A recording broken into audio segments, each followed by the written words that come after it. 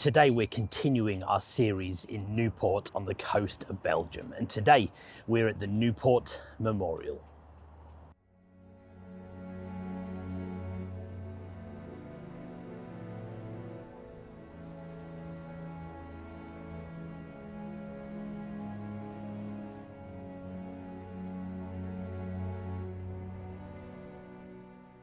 The Nieuwpoort Memorial contains the names of 552 men who were killed in and around this sector and have no known grave.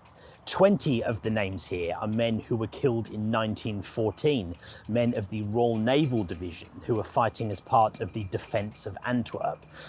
The majority of the rest were killed in the fighting here in the summer of 1917 that we talked about in our first video here from Nieuwpoort. Now, going to start by apologising for the noise you guys can probably hear.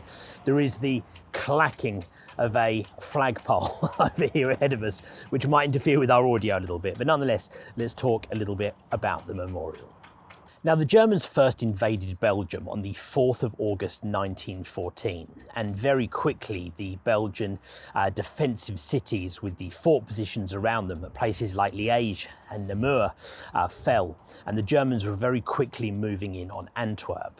The British were fearful that if the Germans captured Antwerp, it would then threaten the ports further along the coast, like Dunkirk, for example. Of course, there was then a fear that that would interfere with the English Channel and British shipping. So the British moved in to try to support the Belgians defending Antwerp, and it was men of the newly formed Royal Naval Division who were moved in to defend. On the 4th of October, a brigade of Royal Marines moved in to support the Belgian defence at Antwerp.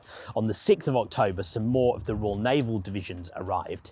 Unfortunately, the Germans were already heavily closing in on Antwerp by that stage, and they began to shell the city. On the 8th of October, the Belgians began to retreat from Antwerp, and the city was inevitably going to become lost.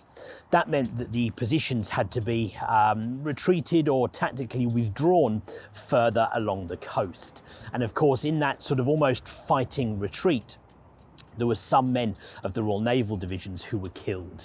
Some of them were lost in the fighting, some were maybe taken prisoners, some were perhaps killed and buried by the Germans, some were maybe taken into captivity and died later as prisoners of war, or of course some maybe were captured and killed by the Germans during that kind of romp across Belgium. But nonetheless, some of those men were lost. They have no known grave, and that's why some of them are named here on the Nieuwpoort Memorial. So here we have some of the names of the men we're talking about. Men like Royal Navy Lieutenant Commander H.T. Cartside Tipping, Able Seaman A. Pearson, and other names of men of the Royal Naval Divisions. We have some of the Royal Marine names up here. Sergeant F. Amos, H.W. Humphrey, and some others as well. Now, the majority of the names on here are actually men who were killed later in the war, the majority of those in 1917.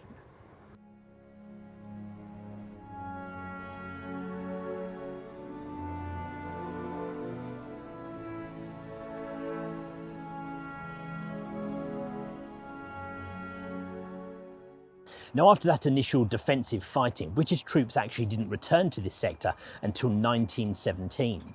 That's when they were moved into the line in preparation for the amphibious attack just up the coast that we talked about in our opening video here at Nieuwpoort. Of course, as we also mentioned, the Germans launched a preemptive attack, and a lot of men were killed in that. We talked about some of the men who were captured or were kind of headed off on the wrong side of the canal and couldn't get across. The German lines then moved up and were reformed along the side of that canal, meaning that a lot of those British casualties were then laying dead in and amongst what became the German lines. Maybe they were buried by the Germans over there, but nonetheless their bodies were lost and they were never recovered. And that's why a lot of the men killed in that fighting are named here on the Nieuwpoort Memorial to the missing. So during that attack on the 10th of July, the British troops faced wave after wave of German attack, combined with heavy bombardment. Their positions on the north side of the canal became overrun, and a lot of the men had to try to retreat. Now, the trouble was the bridges had been destroyed and there was no easy ability to do that. That meant if you couldn't swim, you were going to struggle to get across the canal. And in fact, of all of the men on that side of the canal, there was only a handful of officers and probably about 50 men who made it back across. All in all, there were more than 3,000 men killed in the fighting around here during that time. And I think it's 260, I don't have that written down, so don't quote me, but I believe about 260 men who were killed in that fighting on the 10th of July are named here on the memorial. Now here we have some men of the King's Royal Rifles. Now these are some of the guys who were defending that line during that attack, and so a lot of the men here would be men who were killed in that little period of fighting.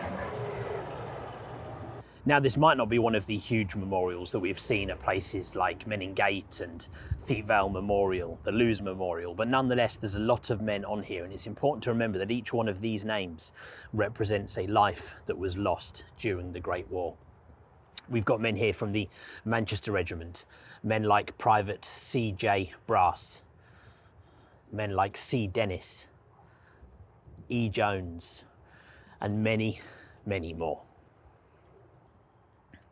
Along the kind of bottom of the panel, as you've got the different badges from the different regiments who have men named here on the panel. One that always jumps out at me is the Queen's, that's the West Surrey Regiment.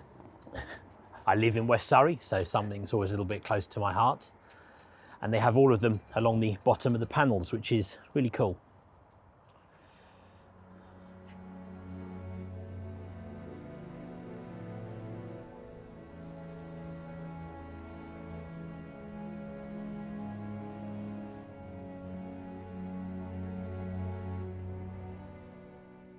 Now, during our previous video where we talked a bit more about the fighting on the 10th of July, we talked about how some of the men were isolated on the bridgehead.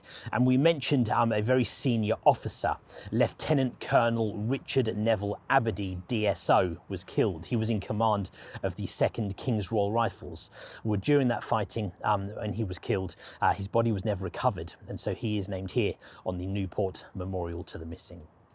And here in the section for the King's Royal Rifles, we have Lieutenant Colonel Richard Neville Aberdeen, DSO, named here on the Nieuwpoort Memorial to the Missing. Now, the rest of the men who are named here on the memorial are men who would have been killed in the day-to-day activities of trench life here whilst they were here moving in from June 1917 until they left this sector in November 1917. It's important to remember that. Of course, a lot of men died in the big attacks and the big defensives, but at the same time, a lot of men were killed in just the day-to-day activity of trench warfare. And a lot of those will be the men who are remaining, who are left on the memorial here. Hope you guys enjoyed this video taking a look at the Nieuwpoort Memorial, men who were missing in this sector during the Great War. I found this one really interesting, and in fact I'm enjoying this look around Nieuwpoort. If you guys did enjoy it, do me a favour, do the stuff here on the screen for me. I really, really appreciate it. It helps me out a lot on this channel, a lot more than you probably realise. Right, let's continue exploring Nieuwpoort.